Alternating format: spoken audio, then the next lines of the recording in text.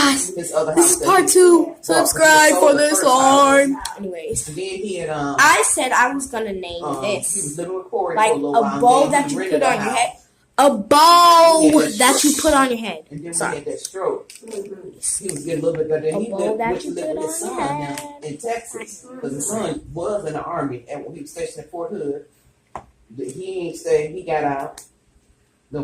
He married to a white girl, and she worked from home, and she already had a daughter, preteen daughter. They had 3 cats.